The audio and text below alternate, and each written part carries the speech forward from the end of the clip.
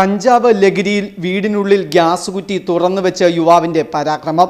പോലീസും ഫയർഫോഴ്സും എത്തി ഏറെ നേരം നടത്തിയ പരിശ്രമത്തിനൊടുവിൽ യുവാവിനെ കീഴ്പ്പെടുത്തി. പോലീസ് സ്റ്റേഷനിലേക്ക് കൊണ്ടുവരും വഴി വാഹനത്തിൽ നിന്ന് ചാടി രക്ഷപ്പെടുവാൻ യുവാവിന്റെ ശ്രമം. കൂട്ടിക്കൽ കരിപ്പായിൽ ഇബ്രാഹിമിനെയാണ് മുണ്ടക്കയം പോലീസ് പിടികൂടിയത്. ഇന്ന് രാവിലെ മുതൽ കൂട്ടിക്കൽ പഴയ പോലീസ് എയ്ഡ് പോസ്റ്റിന് സമീപത്തുള്ള വീട്ടിൽ വെച്ചായിരുന്നു സംഭവം. രാവിലെ മുതൽ വീട്ടിൽ ബഹളമായിരുന്നെന്ന് അയൽവാസികൾ പറഞ്ഞു. തുടർന്ന് ഇബ്രാഹിമിന്റെ മാതാവും ഇളയ സഹോദരിയും വീട് വിട്ട് ഇറങ്ങി.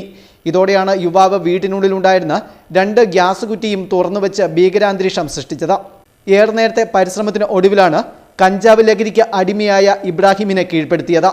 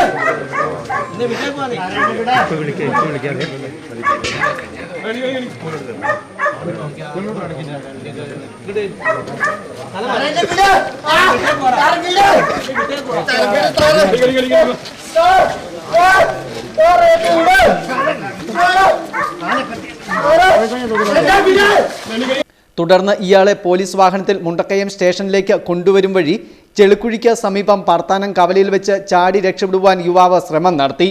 റോഡിലേക്ക് ചാടിയ യുവാവിനെ നാട്ടുകാരും പോലീസും ചേർന്ന് വീണ്ടും പിടികൂടി പോലീസ് സ്റ്റേഷനിൽ എത്തിച്ചു.